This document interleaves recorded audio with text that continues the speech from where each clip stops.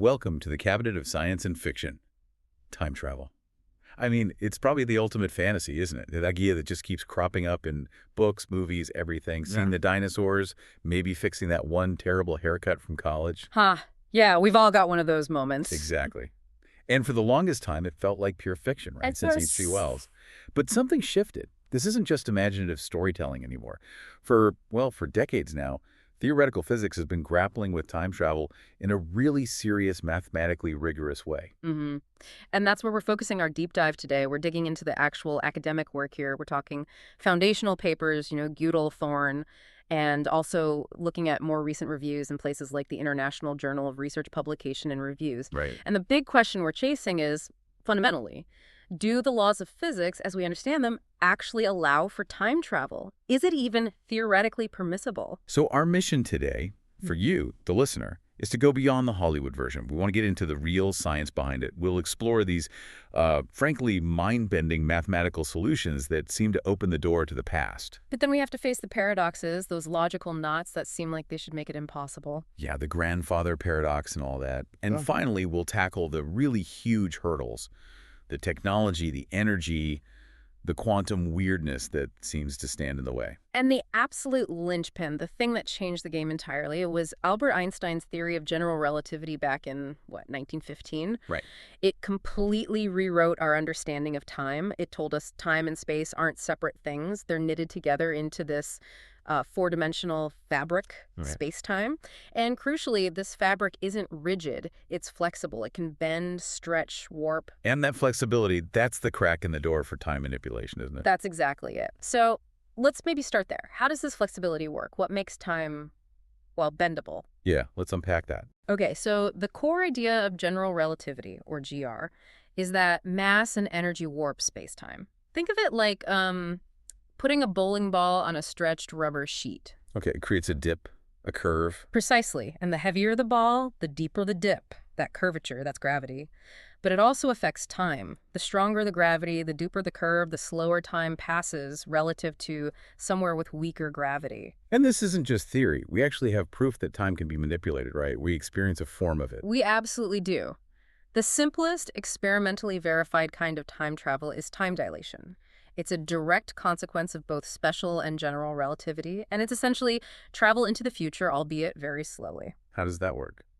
Well, two ways. Special relativity tells us that the faster you move through space, the slower you move through time relative to a stationary observer. Okay. And general relativity adds the gravity effect. Time runs slower in stronger gravitational fields. So clocks closer to a massive object tick slower than clocks farther away.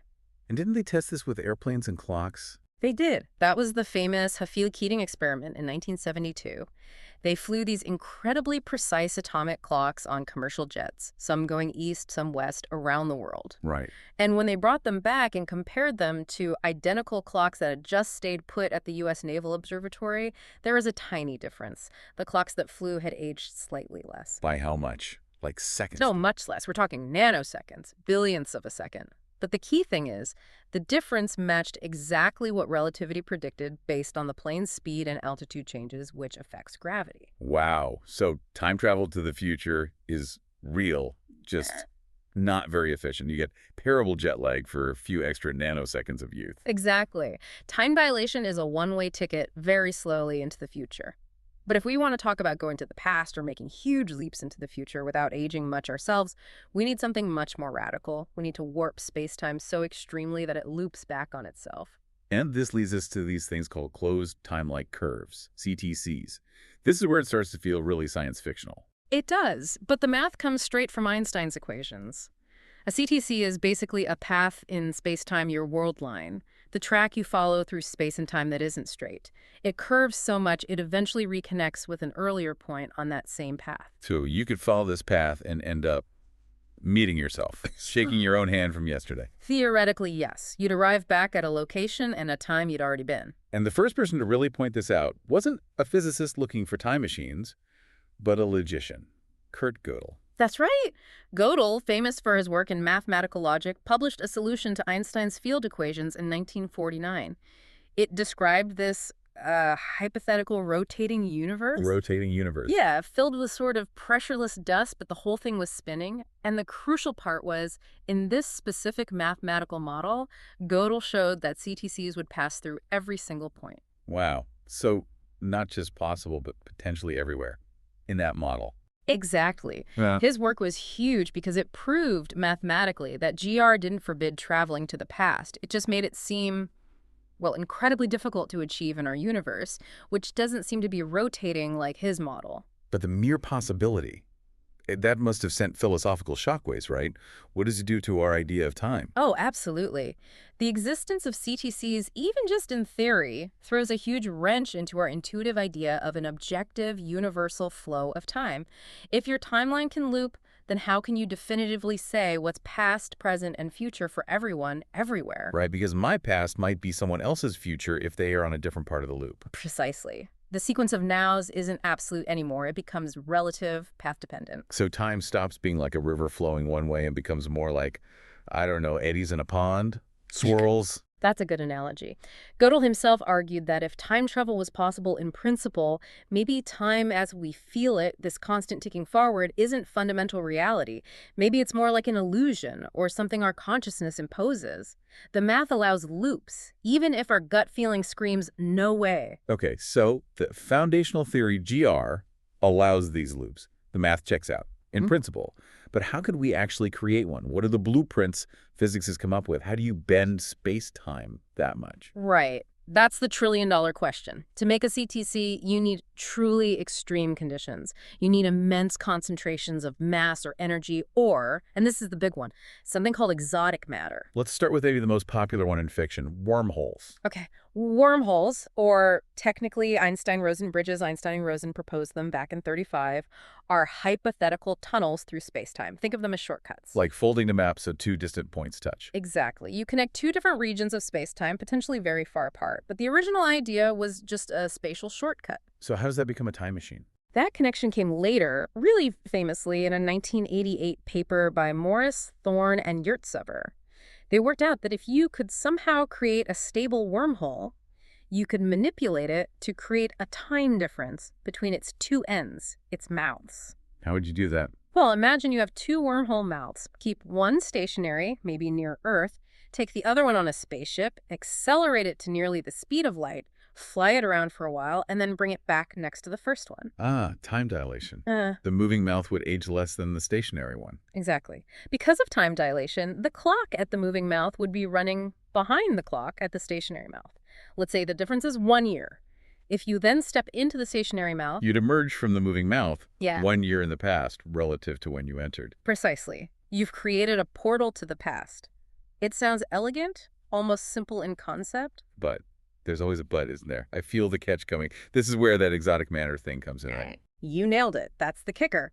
For a wormhole to be traversable, meaning it doesn't just form and instantly collapse faster than light can cross it, you need to prop it open. And the physics, worked out by people like Visser in the mid-90s, shows that requires matter with negative energy density. Negative energy density. Yes. Okay, what does that mean in plain English? Well, normal matter and energy, the stuff we know, has positive energy density. It creates gravity, it pulls things together. Negative energy density would effectively do the opposite. It would exert a kind of repulsive gravitational force, an anti-gravity, if you will. And you need this anti-gravity stuff to push the walls of the wormhole apart, stop it from collapsing. That's the idea. You need it to counteract the immense gravitational pull of the wormhole itself, the problem. We've never observed any bulk exotic matter with these properties in the real universe. It exists in certain quantum theories, maybe, but not as a stable substance we can manipulate.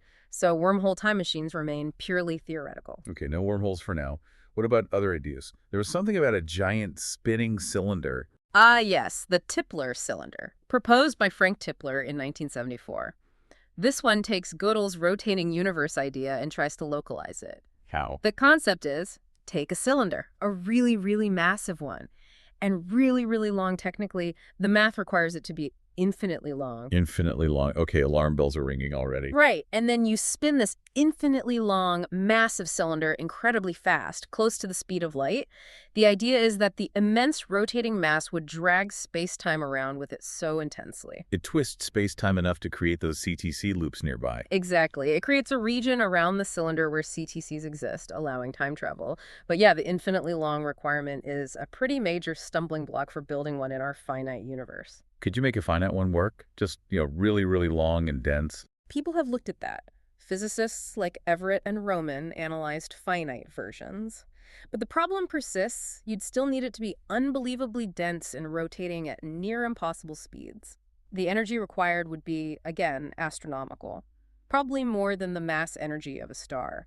It shows the math allows it, but practicality, not so much. Okay, next blueprint. This one sounds like it's straight from Star Trek. The Alcubierre warp drive. This isn't about spinning things, right? It's about warping space itself. That's the concept, developed by Miguel Alcubierre in 1994. It's a fascinating theoretical model.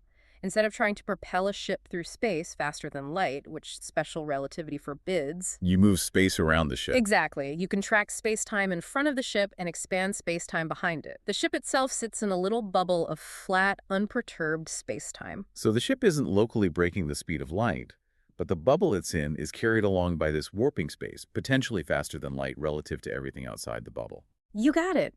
It's like surfing on a wave of space-time. The ship itself isn't moving faster than light within its local bubble, but the bubble's movement relative to distant stars could be superluminal. And how does faster than light travel potentially lead to time travel? Well, it's a known consequence of general relativity that if you have any mechanism for faster than light travel between 2 points, you can generally set up scenarios that allow you to send information or even objects back into your own past, essentially arriving somewhere before you left from certain points of view. Okay, but I'm sensing a familiar problem looming. You guessed it. 2 problems, really. First, creating that warp requires... Specific matter with negative energy density. Bingo! You needed to create the expansion of space behind the ship. And second, the sheer amount of energy required, even if you had the exotic matter, is mind-boggling. Calculations, like those by Lobo, suggest you might need the negative energy equivalent of the mass of Jupiter, or possibly even the entire observable universe, depending on how thick you make the walls of the warp bubble. So not happening anytime soon. Not with any physics we currently know or can foresee, no. The energy demands alone are just staggering. One more theoretical mechanism. Cosmic strings. These sound ancient. They're purely hypothetical, but predicted by some cosmological models of the very early universe. They're imagined as incredibly thin, maybe less than the width of a proton, but immensely dense, one-dimensional defects in space-time left over from phase transitions just fractions of a second after the Big Bang. Like cracks in the ice as the universe cooled. Sort of, yeah. And J. Richard Gott proposed in 1991 that if you had 2 of these incredibly massive strings and they flew past each other at speeds very close to the speed of light, the combined gravity would be intense enough to warp space-time in just the right way to create CTCs in their vicinity. It's another way the math could allow it if cosmic strings exist, and if you could find 2 moving the right way. But we haven't found any evidence for cosmic strings, have we? Nope. Plenty of searches, but no confirmed sightings. So, like wormholes needing exotic matter, this relies on discovering fundamentally new things about the universe. Okay, so let's recap the blueprints. We've got wormholes, Tipler cylinders, Alcubierre drives, cosmic strings. General relativity says, yeah, the math works out, but only if you can somehow conjure up insane amounts of energy or invent matter with properties we've never seen. That's a perfect summary. The theory permits it, but the universe seems very stingy with the necessary ingredients. But let's play devil's advocate. Let's pretend, just for a moment, we found a stash of exotic matter or figured out the energy problem. What's the next brick wall we hit? The paradoxes, right? The logical nightmares. Exactly. Consistency paradoxes. If you could go back in time, you immediately run into questions about causality, the fundamental rule that cause must precede effect. This is what made many physicists initially think time travel must be impossible, regardless of the physics. And the most famous one, the absolute classic, is the grandfather paradox. Yep. Formerly discussed by philosophers like David Lewis, it's the cleanest example of the problem. You build your time machine, you go back, and you somehow prevent your grandfather from ever meeting your grandmother. Maybe you accidentally run him over with your time-traveling DeLorean. Right. If you prevent their meeting, you prevent your own birth. But if you were never born, you couldn't have gone back in time to prevent their meeting in the first place. It's a self-contradiction. Your action erases the very possibility of you taking that action. It just folds in on itself logically. Yeah. And there are variations, right? Like going back to kill Hitler. Yeah, the Hitler paradox. If you succeed, you remove the very motivation, the history of WWII that likely prompted your journey. Or think about it purely electronically. Garrison and others described a circuit where a device sends a signal back in time to turn itself off before it sends the signal. Pow. Paradox. These really force the question, if time travel were possible, could you actually change the past? Since the math of GR allows CTCs, physicists couldn't just throw up their hands and say paradoxes forbid it. They needed a way to resolve this, to allow the CTCs while preserving causality. And that brings us to Igor Novikov. The Novikov self-consistency principle. What does that say? Novikov, back in the late 80s, proposed what's become the standard resolution within classical GR. The principle basically states, the laws of physics themselves will conspire to prevent any event that creates a paradox. So the universe has built-in paradox protection. In a sense, yes. It means that if you travel back in time through a CTC, any action you take must be consistent with the history that already exists. You literally cannot create a contradiction. So if I go back to try and stop my grandparents from meeting, something will inevitably happen. I'll slip on a banana peel, my time machine will break down, a bird will distract me, something will ensure they still meet. According to Novikov, yes. But it's more fundamental than just random accidents. Your actions themselves were always part of the history you were trying to alter. Your presence and attempts to interfere were necessary conditions for the outcome you already know. Whoa, that's deterministic. Can you give the famous physics example they used to illustrate this? The billiard ball one. Yes. Polchinski's paradox, though often associated with Kip Thorne's work analyzing it. Imagine you fire a billiard ball towards the mouth of a wormhole time machine. The setup is such that if it goes in, it should emerge from the other mouth in the past, just in time to collide with its younger self and knock it off course, preventing it from ever entering the wormhole. Classic paradox setup. Right. But Thorne and his students analyzed the physics carefully. They found that while the paradoxical outcome, the direct hit preventing entry, was possible, according to the initial setup, there were other self-consistent solutions. Like what? Like the ball emerging from the past end of the wormhole and delivering just a tiny glancing blow to its earlier self. A nudge just precise enough to alter the younger ball's trajectory, so that it does end up going perfectly into the wormhole mouth, completing the loop consistently. So the collision still happens, but in a way that causes the event rather than preventing it. Exactly. The laws of physics, in this view, force the outcome to be self-consistent. The paradox is avoided because the only interactions that are physically allowed are those that don't lead to a contradiction. That's incredible. But the implication is profound. If Novikov is right, the past is fixed, immutable. Any actions you take were always meant to happen. Which brings us straight to the philosophy, stuff Horich wrote about. If your actions in the past are predetermined to ensure consistency, what does that mean for free will? Does the feeling of making a choice just become the mechanism by which the inevitable outcome unfolds? It saves the physics, but introduces this heavy determinism. Okay, so that handles destructive paradoxes. But what about loops where something just appears? The bootstrap paradox. Right, the bootstrap paradox, or causal loop. This isn't necessarily a contradiction, just deeply weird. It describes a situation where an object or piece of information gets sent back in time, and it turns out that this act of sending it back is what brings the object or information into existence in the first place. It has no origin point. Exactly. As Phil Doe put it, it has no clear point of origin. Like the classic story.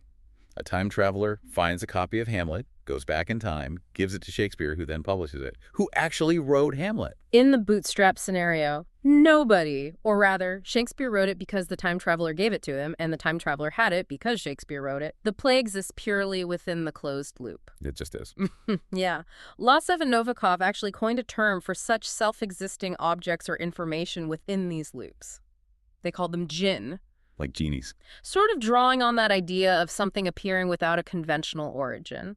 The point is, while it messes with our intuition about where things come from, a causal loop isn't strictly a paradox if it's self-consistent. The universe is just, in a way, recycling something. No laws of physics are broken within the loop itself. Okay, so Novikov says the past is fixed. Bootstrap says things can exist without origin. Is there another way out of paradoxes, maybe bringing in quantum mechanics? There is. This is where the many worlds interpretation, MWI, of quantum mechanics comes into play, famously applied to time travel by David Deutsch in the early 90s. How does quantum mechanics help? Well, the many worlds idea suggests that every time a quantum measurement is made, or a quantum event with multiple possible outcomes occurs, the universe actually splits into parallel universes, one for each outcome. So Schrodinger's cat is both alive and dead, just in different branches of reality. According to MWI, yes. So applying this to time travel, if you go back and do something that would cause a paradox in a single universe, like killing your grandfather. It doesn't cause a paradox. No, because your action simply causes the timeline to branch. You succeed in killing a version of your grandfather, but you do so in a newly created parallel universe. Ah, so the original timeline you came from remains untouched. Your grandfather is fine there, you're still born, you still went back in time, but you've now created this alternate history branch where things are different. Exactly. It elegantly sidesteps the paradox while preserving your ability to act. It preserves free will. You can change the past, but it's not your past you're changing. That sounds like a neat solution, but does it really count as time travel in the way people think about it? If I go back to save someone and I end up in a different universe where they're saved, did I actually achieve my goal for my history? That's the big philosophical critique. Yeah, people like Frank Arntzenius have pointed this out. You've traveled in time, yes, but you've arrived in the history of a different world. Is that satisfying? Does it count as altering your own past? It avoids the contradiction, but maybe it changes the very definition of what time travel is. So whether it's Novikov's fixed past or Deutsch's branching universes, there are ways to think about paradoxes that don't immediately rule out CTCs. But we still keep circling back to that initial problem. The sheer impossibility of making the time machine, the energy, the exotic matter. We have to keep emphasizing that. Every classical GR model we've discussed, wormholes, warp drives, Tipler cylinders, they all rely on manipulating space-time in ways that demand either utterly ridiculous amounts of normal energy or this hypothetical exotic matter with negative energy density. Now, I know classical physics pretty much forbids negative energy. Yeah.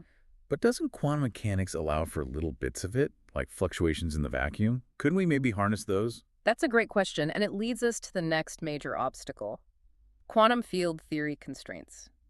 You're right. Quantum effects like the Casimir effect do demonstrate that negative energy density can exist locally and temporarily, little fleeting pockets of it. So why can't we gather enough of it to hold a wormhole open? Because of something called quantum inequalities. These are theorems in quantum field theory that put really strict limits on how much negative energy you can have, where you can have it, and for how long.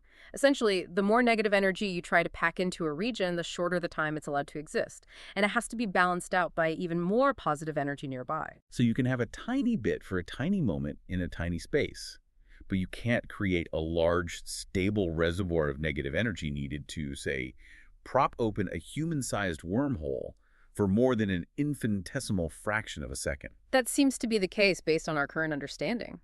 The quantum rules clamp down hard. You can't just bottle this stuff.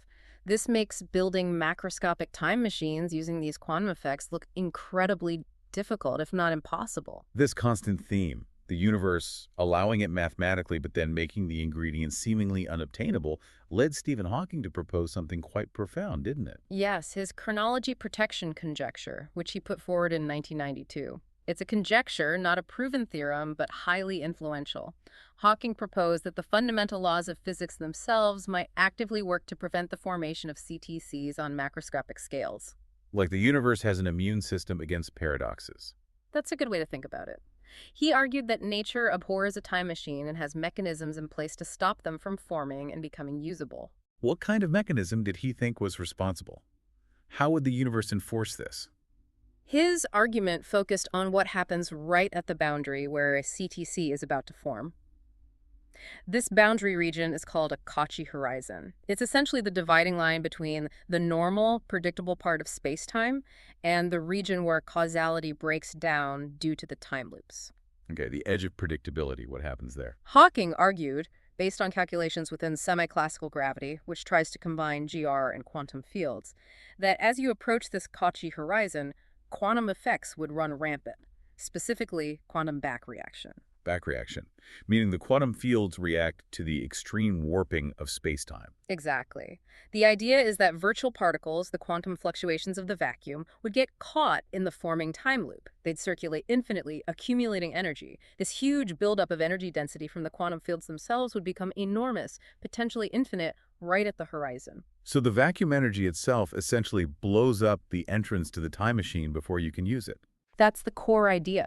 The energy density diverges, violently disrupting the spacetime geometry and destroying the would-be time machine before the CTC can stabilize and become traversable. It's like a built-in self-destruct sequence triggered by the attempt to violate chronology. Now, this is still a conjecture, right? Not fully proven. Correct. It relies on approximations and assumptions about how quantum gravity works, which we don't fully understand yet. However, subsequent mathematical work, for instance by Kay, Redzkowski, and Wald, has lent support to the idea that these Cauchy horizons are indeed regions of extreme mathematical pathology within the framework of quantum field theory on curved spacetime. Things get very nasty there. So it seems like classical physics might open the door a crack, but quantum physics tries very hard to slam it shut, demanding impossible materials or predicting catastrophic instabilities. This really pushes the question into the realm of unifying these two theories, doesn't it? What happens at the intersection of gravity and quantum mechanics? Absolutely. But before we jump into quantum gravity, let's just quickly reinforce that the underlying idea of time being flexible isn't just GR math. We see it constantly, even if only in the forward direction. You mean like in particle accelerators? Yeah, exactly. Places like CERN routinely accelerate particles, like muons, close to the speed of light. Muons normally decay very quickly, in microseconds. But at those high speeds, their internal clocks slow down dramatically due to time dilation. They survive much, much longer than they should, precisely matching GR's predictions. We are manipulating time, in a way, every day there. And probably the most extreme confirmation of GR's time warping effects comes from black holes, right? Especially those recent images. The Event Horizon Telescope images, like the one of M87's black hole, are stunning validations. They show matter swirling around a region where space-time is warped to the absolute limit. Near the event horizon, time dilation becomes essentially infinite relative to us far away. Time basically stops there. So while black holes aren't time machines to the past, they prove GR works even under the most extreme conditions imaginable, the kind of conditions you might need for CTCs or wormholes. Precisely. It gives us confidence in the underlying theory. Now, moving beyond GR, what about hints from pure quantum mechanics? We sometimes hear about things like quantum entanglement, suggesting weird causal links. Yeah, that idea of spooky action at a distance and maybe even retrocausality. It's highly speculative territory, but yes. Entanglement shows that reality is non-local in ways that defy classical intuition. And certain experiments, like delayed choice, quantum eraser experiments, produce results that look as though a measurement choice made in the future can influence the past state of a quantum system. That sounds like backward causation. Well, the interpretation is hotly debated. Most physicists would say it doesn't allow for sending signals back in time, but it definitely hints that our simple, linear A causes B understanding of time might be an emergent property of the macroscopic world, not a fundamental rule at the quantum level. Time might be much weirder underneath. Which inevitably leads us to the Holy Grail, a theory of quantum gravity. We need something that unites GR's smooth space-time with quantum mechanics' fuzzy, probabilistic world. That's the consensus. We need that unified theory, maybe string theory, maybe loop quantum gravity, maybe something else entirely to truly understand space-time at the Planck scale, the smallest possible level.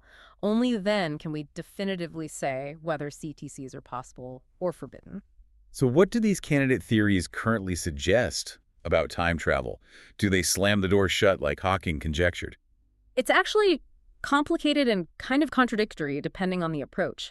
For example, some approaches like causal set theory, which treats space-time as built from discrete points with causal links, fundamentally rule out loops by their very definition. Acyclicity is built in. No CTCs allowed, period. Okay, so that framework says no time travel to the past. What about loop quantum gravity? LQG often runs into trouble with CTCs too. Many of its standard formulations assume spacetime is globally hyperbolic, which is a mathematical condition that explicitly excludes CTCs from the start. So often, it seems unfriendly to time travel. But then there's string theory. And this is where it gets wild. String theory, and especially its close relative, supersymmetric gravity, SUGRA, seems to be much more accommodating to CTCs. In fact, researchers have found that CTCs arise quite naturally within certain important solutions in Alcubierre. Naturally. Like they just pop up in the math for things like spinning black holes in those theories. Exactly. For instance, certain supersymmetric black hole solutions, which are theoretically very important, have been shown to contain regions with CTCs inside their event horizons. Now, crucially, they are hidden behind the horizon, so you can't easily use them to violate causality in the outside universe. It's consistent with a form of chronology protection. But the fact that they appear so readily in the math suggests that maybe the universe isn't quite as opposed to time loops as Hawking thought. It certainly suggests that ruling out time travel might be harder than we thought. The tendency for CTCs to appear in these fundamental theories hints that maybe they are a real feature of quantum gravity, even if they are usually hidden or inaccessible. The final answer really depends on which theory, if any, turns out to be the correct description of reality. Wow, so we've journeyed from GR saying maybe to quantum fields saying probably not easily, to quantum gravity saying, well, actually, it's complicated. That's a good way to put it.